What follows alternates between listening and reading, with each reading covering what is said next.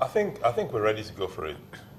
I think so because you see, we started from the basics, and we have progressed, and we continue to progress.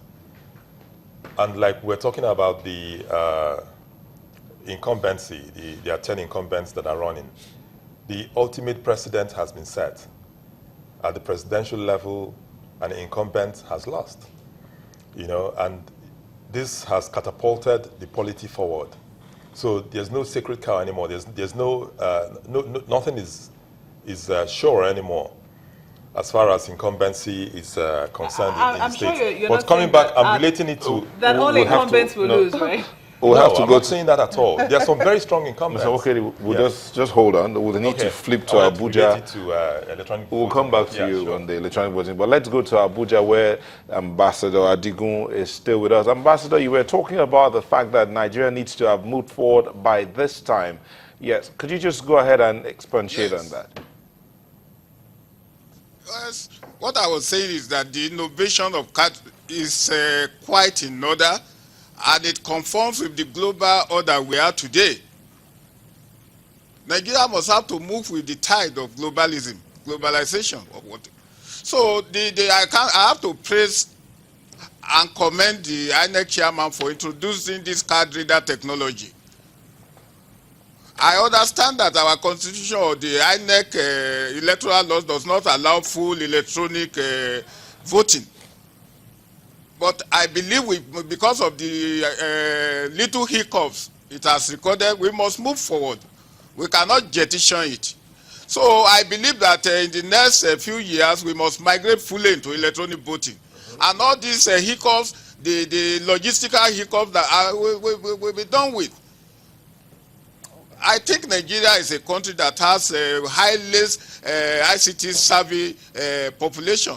So we should not reject technology. So I think it's commendable. So that is the way I look at it. Well, and it will remove all these hiccups of logistics, electoral officers not getting to their various destinations, or somebody try to snatch resource on the way. All these things will be removed. Well, so we have to move forward, and it's commendable. If you can hear me. And if there is any other thing, legacy that President Jonathan has left, it is on this voting issue. Well, some people will say that, I think we had that conversation yesterday, it's a beauty, it's continuing today. Some people say we should perfect this process first, this card reader process, and they think it's a very good one, and that considering the debate we had on it, perhaps we should make it perfect, and then from there we know that our feet firmly on the ground, because it also means that we're building infrastructure to move into e-voting. Do you agree with them? Do you think that infrastructure also plays a key role? I totally agree with that, and that is exactly what I'm saying. Nigerians should accept change, especially technological advancement. That is the tune of the global reality. We cannot be sidelined. So on the basis of this, we in the future, we expect to see a trouble-free voting like it is done in other climes. So, as you have said, I think I welcome it, and Nigerians too welcome it. And it's restored confidence in our electoral system. And most of the malpractices, for instance, despite the card reader, you still see that some people physically disrupt the election. But when we fully migrate into electronic voting, in the no distant future, all these hiccups and thuggery and so on and will be avoided. Do you have any fears concerning these elections? I mean, were there things that you noticed in the last elections that you would not want to see happen in the elections that will go on today? I don't foresee any serious problem. Nigeria is greater than individual.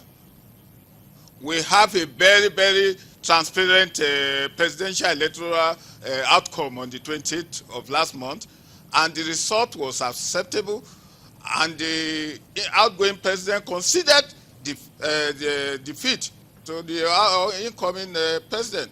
This is quite historical, and it shows that we are reaching the goal. A lot of my contacts abroad, they called to congratulate me that yes, they are happy. All the tensions that have been built up are de-escalated, And they are now sure that Nigeria will take its rightful place in the scheme of international play. Nigeria is a global player, it's a regional player. So we must reach there. A lot of countries are looking up to Nigeria. What about... Let me tell you, a lot of Nigerians don't know how important we are in the global world. A lot of people in Africa and so on, they are envious that they should be a Nigeria. So I believe Nigeria is a God's own country, and we shall get there.